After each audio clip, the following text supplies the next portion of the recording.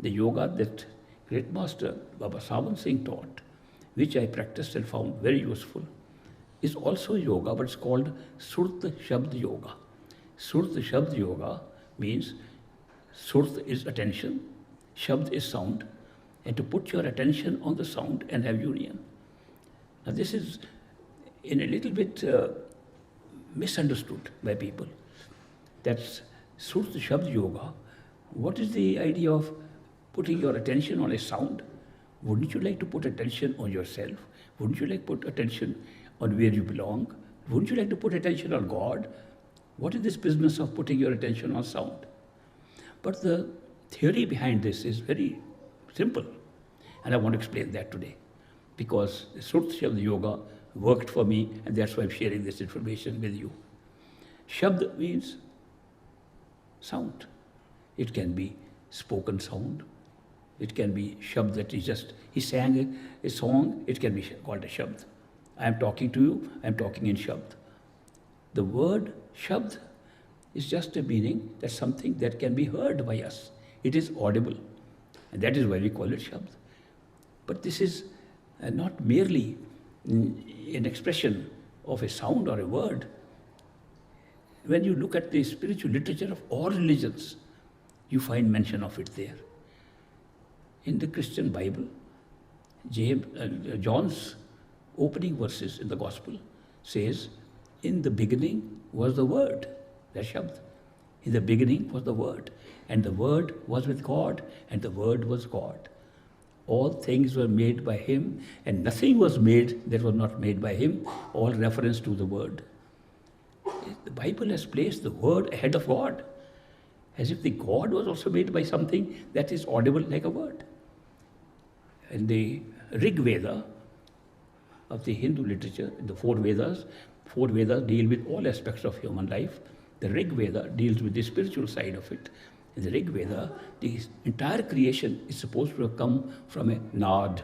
Nad, a song or a sound that comes.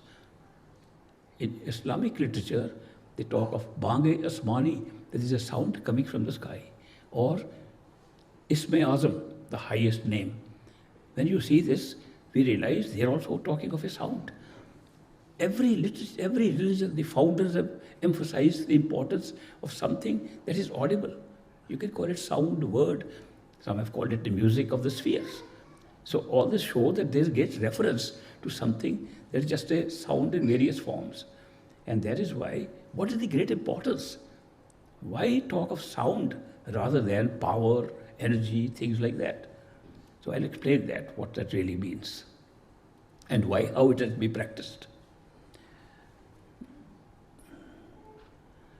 Sound is essential for us to go on a spiritual path. Supposing I had not given you my talk, at least I could not share what I've experienced. I've given my talk in words and sound. Starting point, you read books, words, you read, your mind repeats them, sound. Very first step in getting any information about the spiritual path is in words. But these are spoken words, written words. And in great master's Punjabi talks, he would call them Varanatmak Shabd. Varanatmak means which can be spoken and written. Can be Varnan, that means it can be communicated through spoken language. That means sound can be twisted around to make words and people can understand you. The Varanatmak Shabd is the beginning of a spiritual exercise. Without that, you don't move forward. Then the masters tell us that there is a sound going on within you if you put your attention on your own self. They say put your attention on the third eye center, which I mentioned to you yesterday. And they say you can hear a sound. What sound is that? People have questioned, how can we hear a sound, and a sound that pulls you if you put your attention on it? That is the sound of the self. It's not any other sound. It so happens that when we are in a human body, our consciousness, which has taken the form of a soul inside a human body, the soul is manifesting itself in the form of sound. Why does it manifest as sound? Because if it doesn't manifest any other way, we take it as an experience outside.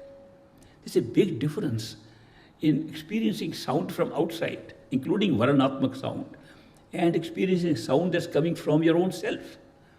Now, if there was no sound at all, situated as we are in human bodies, we would never know where we are, who we are.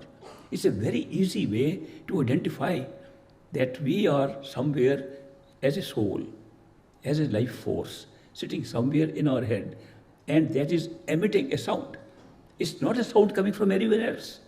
Therefore, when we hear the sound inside, that sound or shabd can become an expression of the self.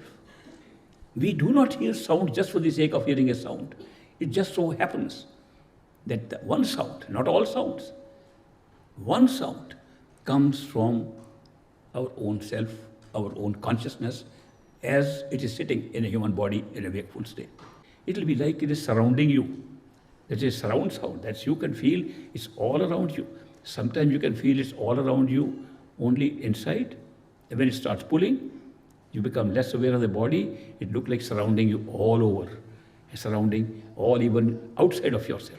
Because when you are pulling your attention from the physical body, another outside opens, which is not this outside. So when you hear it all around you, you think maybe it's around in this space. It's not. It's an inner space.